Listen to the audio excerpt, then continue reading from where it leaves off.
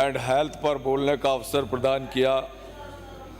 माननीय सभापति महोदय, ये सत्य है कि जिस प्रदेश में उत्तम और उच्च स्तरीय चिकित्सा व्यवस्थाएं होती हैं वो प्रदेश खुशहाल होता है, उन्नत होता है। बहुत आवश्यक है कि इस व्यवस्था को सुदृढ़ करने की, संवेदनशील होने की, ये मानवीय संवेदनाओं का विषय है। मेडिकल हेल्थ जैसे विषय को व्यापक और सर्वांगीण डेवलपमेंट की आवश्यकता होती है। नीचे तक इंफ्रास्ट्रक्चर सुदृढ़ हो, इस बात की आवश्यकता थी। मुझे अत्यंत दुख है ये कहते हुए कि 5 साल तक कांग्रेस की सरकार राजस्थान में सत्तारूढ़ रही, परंतु कोई आधारभूत सुदृढ़ कार्य योजना कांग्रेस की सरकार, गहलोत जी की सरकार चिकित्सा के क्षेत्र में नहीं बना। सदन से थोड़ा सदन है, आवाज कम करें। इस संवेदनशील और गंभीर विषय पर भी सिर्फ बजट में घोषणाएं होती रही। जोर जोर से हमारे बंधु पक्ष में बैठे हुए थे, तालियां बजाते थे, मेजें थपथपाते थे और बड़े जोश के साथ, उत्साह के साथ उन बजट घोषणाओं का स्वागत किया करते थे। परंतु जैसी घोषणाएं थी, माननीय सभापति महोदय, निरोगी राजस्थान, निशुल्क चिकित्सा, निशुल्क दवाइयां, निशुल्क जांच, मुख्यमंत्री जी की चिरंजीवी योजना में 5 लाख, 10 लाख, 25 लाख का फ्री उपचार, परंतु ये घोषणाएं यहीं तक सीमित रह गई थी। माननीय सभापति महोदय, कभी उन्होंने वास्तविकता धरातल पर जाके देखी नहीं। क्या स्थिति है गांव ढाणी की, उस गांव के व्यक्ति की जो इलाज करने गांव की डिस्पेंसरी में, सीएचसी, पीएचसी में जाकर इलाज कराने जाता है तो क्या दुर्गत चिकित्सालयों की मिलती है। अस्पताल में चिकित्सक गायब, अस्पताल से कोई नर्सिंग होम बढ़ाने का विषय नहीं, कोई संसाधन नहीं। हालात ये कि लोग बिना चिकित्सा के तड़पते रहे, पर तालियां बजती रही।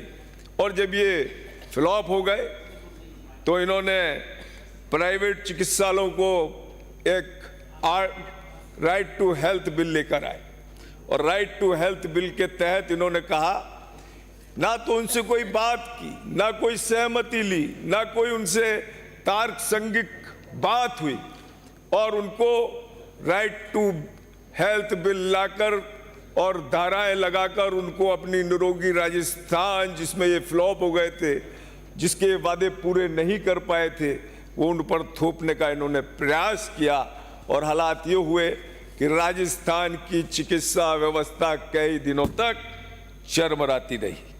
आपकी चिरंजीवी स्वास्थ्य बीमा योजना की हम बात करें तो जिस तरीके से फेल हुई, फ्लॉप हुई, क्योंकि जब लोग प्राइवेट चिकित्सालयों में इलाज कराने जाते थे तो ये हालात थे, चूंकि वो उनको ना तो उचित समय पर दवाइयों का भुगतान मिल पाता था, ना चिकित्सा के लिए उचित राशि मिल पाती थी। बेचारा गरीब मरीज जब वहां जाता था तो उसको टरका दिया जाता था, उसको बहला दिया जाता था और निजी चिकित्सालय उसका इलाज नहीं करते थे।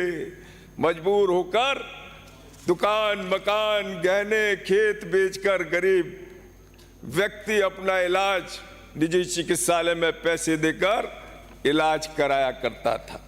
ये सत्य है, ये हकीकत है जो धरातल पर देखी है, इससे बचना नहीं चाहिए। आप केंद्र में सबसे ज्यादा समय तक सत्तारूढ़ रहे, लेकिन आपकी विजन में कभी समृद्ध और सुदृढ़ चिकित्सा व्यवस्था का कभी ख्याल नहीं आया। बरसों तक, आजादी के बाद तक सिर्फ 7 एम्स इस देश में चलते रहे। आज 11 साल के अंदर 22 एम्स इस देश की धरती पर बन चुके हैं। ये एक विजन, ये सुदृढ़ निश्चय के साथ, दृढ़ संकल्प के साथ हो सकता है। कोरोना में क्या हाल हुआ? कोरोना में आप भले से तालियां बजवाते रहे, खुद की पीठ थपथपाते रहे, लेकिन वास्तविक स्थिति ये थी कि लोग आप चिकित्सालयों के अंदर उनको बेड भी उपलब्ध नहीं करवा पाए, दवाइयां उपलब्ध नहीं करवा पाए, और तड़पते हुए तड़पड़ाते हुए लोगों ने सड़कों पर ही दम तोड़ दिया। ये कोरोना के समय आपकी सरकार के समय के हालात। अरे धन्यवाद हो माननीय लोकसभा अध्यक्ष ओम बिरला जी का, जिन्होंने ऑक्सीजन की ट्रेन, ऑक्सीजन के टैंकर, दवाइयां, रेमडेसिविर इस राजस्थान की धरती पर भिजवाए। आपके भी मंत्री गए थे उनके पास, हाँ तो कर रहे हो आपके मंत्री गए थे, और उसके बाद इस राजस्थान की धरती पर ऑक्सीजन की ट्रेन भी आई थी, टैंकर भी आए थे, दवाइयों की खेप आई थी, रेमडेसिविर आए थे, और लाखों लोगों की जान बच सकी थी। ये बात भूल जाते हो आप। आपने तो राजस्थान को बिल्कुल बेसुध छोड़ दिया था। आपके और सभी आप लोग तो माननीय मुख्यमंत्री जी के साथ 7 स्टार होटलों में क्वारंटाइन हो गए थे ना। ये स्थिति थी। मैं आपको सत्य बता रहा हूं माननीय सभापति महोदय, जो केंद्र सरकार ने इनको जो राशि भी दी थी ना, उनके वेंटिलेटर तक भी नहीं खरीद पाए थे। उस राशि का भी, ये केंद्र सरकार की राशि का भी उपयोग नहीं कर पाए थे पूरी तरीके से, ना तो किसी भी क्षेत्र में इन्होंने प्रयास किया, क्योंकि कोई मतलब ही नहीं है। और आप सही कह रहे थे माननीय प्रतिपक्ष के नेता जूली साहब, मैं व्यक्तिगत रूप से आपका बड़ा अच्छे व्यक्ति, आप एक अच्छा व्यक्तित्व है आपका, मैं सम्मान करता हूं आपका, परंतु आपकी चिंता थी कि वही अधिकारी बजट बना रहे जो गहलोत साहब का बजट बनाते थे। अब भजन लाल जी का बजट भी वही बना रहे हैं, माननीय भजन लाल जी का बजट वही बना। तो अब हमारा बजट ही पूरा नहीं हुआ तो आपका बजट कैसे पूरा होगा? आपकी चिंता निराधार है। आप ये भूल जाते हो कि भारत की सीमा पर वही सैनिक डटा हुआ है जो मनमोहन सिंह जी के टाइम था, और जब पाकिस्तान आके तरेरा करता था, दादागिरी दिखाया करता था, और मनमोहन सिंह जी अमेरिका जाकर राष्ट्रपति जी से शिकायत करके आते थे, और आज वही पाकिस्तान नतमस्तक होकर आपके सामने खड़ा है, घुटनों के बल पर खड़ा है। पूरे विश्व में सबसे कंगाल और बदहाल देश पाकिस्तान बन गया है, क्योंकि नेतृत्वकर्ता की क्षमता होनी चाहिए, उसका विजन होना चाहिए, वही अधिकारी रहेंगे, वही माननीय सभापति महोदय, सदस्य, नेता प्रतिपक्ष, आपका नेता प्रतिपक्ष नोट कर रहा है। सदस्य प्लीज, माननीय सदस्य, जब आपके बोल रहे हैं तो कोई उधर से टोक नहीं रहे हैं, आपको नहीं बोलना चाहिए, समय उनका भी कट रहा है। ये नेतृत्वकर्ता के विजन का प्रश्न होता है, ये उसकी क्षमता का प्रश्न होता है। आप नेता प्रतिपक्ष, आपके सक्षम है, आपका भी नंबर आएगा, तब जवाब दे देना। हिम्मत रखो, बीच में क्यों डिस्टर्ब कर रहे हो? अधिकारी वही होता है, लेकिन उसकी क्षमताओं का, उसका सकारात्मक रूप से उपयोग करके कैसे काम निकाला जाए, ये काम होता है कार्यपालिका का।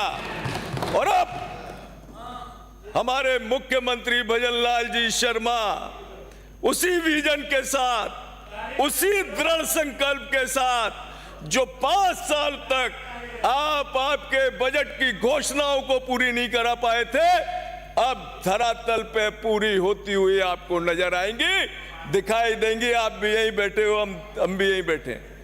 बहुत संशय आपको कैसे बजट पूरा होगा। अरे संशय मत करो, आपका बजट चुनावी बजट था, चुनाव से 6 महीने पहले घोषणा की थी ना, और हमारा ये बजट जब हम चुनाव जीतकर सरकार बनाई, उस सरकार बनने के 6 महीने के अंदर अंदर कर दिया 4.5 साल में। तो हमारा चुनावी बजट नहीं, हमारा तो भजन लाल जी का दृढ़ संकल्पित प्रतिबद्धताओं से भरा हुआ ये बजट है। और ये बजट नहीं है, उनका संकल्प पत्र है। ये माननीय उप मुख्यमंत्री जी का, दिया कुमारी जी का संकल्प है, माननीय भजन लाल जी का संकल्प है। 100% पूरा करके दिखाएंगे, हम आपसे वादा कर रहे हैं। 100% पूरा करके दिखाएंगे।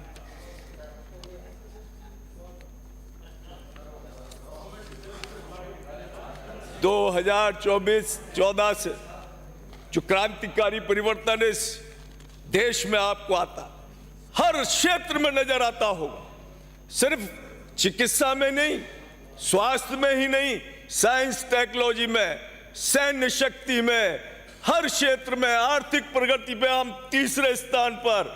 हर प्रकार का ये कैसे संभव हो पाता है?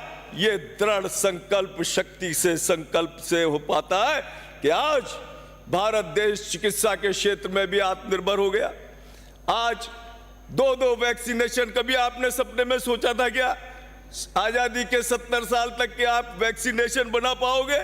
लेकिन हमारे माननीय प्रधानमंत्री जी की दृढ़ इच्छा शक्ति से 2 वैक्सीनेशन भारत ने बनाए और सबसे ज्यादा पूरे विश्व में सफलतापूर्वक कोरोना का नाश किया तो सबसे पहले भारत की धरती पर किया। इस बात को मत भूला करो। आपके समय जो मनमोहन जी की सरकार के समय मात्र मृत्यु दर 1 लाख पर 130 थी, वही अब घटकर 97 रह गई। शिशु मृत्यु दर जो 1000 थी, 1000 पर 39 थी, घटकर 28 रह गई। और माननीय मुख्यमंत्री भजन लाल जी शर्मा ने तो वर्षों तक जनता के दुख दर्द को समझा है, देखा है। और ये जो आप कांगे डोटासरा साहब, वो ये पर्ची सरकार करते हैं ना, तो ये मैं बता देना चाहता हूं, जहां भी बैठ के सुन रहे हो, कह रहे आपको तो खुश होना चाहिए था। एक मध्यम वर्गीय परिवार का किसान पुत्र का बेटा आज राजस्थान की धरती का मुख्यमंत्री बना है। अपने त्याग से, तपस्या से, अपनी कर्मठता से, अपनी श्रेष्ठता से। और ये पर्चियां जूली साहब यूं ही नहीं खुल जाती हैं। जब बहुत सारे पुण्य कर्म सर्जित हो जाते हैं तो यहां से नहीं, वहां से पर्चियां खुलती हैं, वहां से पर्चियां खुलती हैं। गलतफहमी निकाल दे डोटासरा साहब। इसलिए अच्छे कर्म करते रहो, कभी ना कभी किसी की पर्ची खुलेगी। अब काम ही गलत करोगे तो पर्ची नहीं आएगी। पूरे राजस्थान के पहले दिन से ही मुख्यमंत्री बनते राजस्थान के नीचे गांव डाड़ी तक आला अधिकारियों को भेजकर पूरी गंभीरता के साथ, एक सुनिश्चितता के साथ डाटाओं को ऑनलाइन करके सारा डाटा मंगाकर कहां कहां क्या कमी थी, उन सब चीजों का अवलोकन करते हुए, और आज जैसी जो बजट दिया है ना 27,660 करोड़ का, ये सरकार का पहला बजट है। ये आपके बिगड़े गए जितना भी आपने बिगाड़ा है ना चिकित्सा के तंत्र, इस तंत्र को सुदृढ़ करेगा और राजस्थान की जनता को राहत प्रदान करेगा। 15,000 करोड़ रुपए से मुख्यमंत्री आयुष्मान के द्वारा प्रदेशवासियों का सम्मान पूर्वक और बहुत गुणवत्ता वाला इलाज अब राजस्थान की धरती पर होगा। आप प्रत्येक विधानसभा में आयुष्मान मॉडल सामुदायिक स्वास्थ्य केंद्र से सुगम और बेहतर चिकित्सा व्यवस्थाएं उपलब्ध कराई जाएंगी। हमारी सरकार ने मेडिकल हेल्थ में आधारभूत ढांचे पर जोर दिया है। हमारी घोषणाएं आपकी तरह हवाई घोषणाएं नहीं है। हमारी सरकार RUHS में सुपर स्पेशलिटी 200 करोड़ रुपए ये काम होगा। PP मोड पर मेडिकल कॉलेज की स्थापना, spine injury, palliative care, rheumatology, cancer, हृदय रोग सहित सभी दुर्लभ रोगों पर जो है काम किया जाएगा। जिस तरीके से संपूर्ण और समग्र विकास की अब इस बजट में इबारत लिखी जाएगी, सभी स्वास्थ्य केंद्रों को 1500 चिकित्सक, 4000 नर्सिंग कर्मी आप कभी दे नहीं पाए। माननीय सभापति महोदय, मैं बस 1 मिनट 2 मिनट में अपनी बात कोटा की बताना चाह रहा हूं और उसके बाद में समय का कोटा, ध्यान रखो। बस 1 मिनट में कोटा के विषय में कह दूं, आपका संरक्षण चाहिए।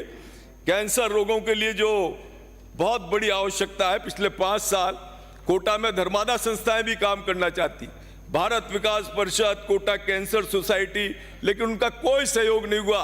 आज कोटा शहर में बढ़ता कैंसर रोग के रूप में बहुत बड़ी इस क्षेत्र में आवश्यकता है। माननीय मंत्री महोदय, आप विराजे हुए, मैं आपसे ये निवेदन करूंगा, अवश्य मेडिकल कॉलेज चिकित्सालय में कॉटेज वार्ड के निर्माण की आवश्यकता है। हमारा जो किडनी ट्रांसप्लांट का विभाग है, वो एसएमएस के बाद दूसरा ऐसा राजस्थान में विभाग है जहां लगातार किडनी ट्रांसप्लांट हो रहे हैं, इसलिए वहां पर लेप्रोस्कोपिक सर्जरी करने में हमारा दूसरा स्थान है। इसमें रोबोटिक यूरोलॉजी सर्जरी की अत्यंत आवश्यकता है, जिससे कैंसर रोगियों का इलाज बस हो गया साहब। मेडिकल कॉलेज चिकित्सालय में बायोप्लेनर कैथ लैब, कोटा में कैंसर उपचार हेतु linear accelerator machine, medical college चिकित्सालय द्वितीय तल चालू हो गया है, परंतु वहां नर्सिंग कर्मी और चिकित्सक लगाने की आप कृपया करें। श्रवण कुमार जी, बहुत बहुत धन्यवाद। सुपर स्पेशलिटी चिकित्सालय में एंडोक्रिनोलॉजी व कार्डिक थोरेसिस मेडिकल कॉलेज। माननीय सभापति महोदय।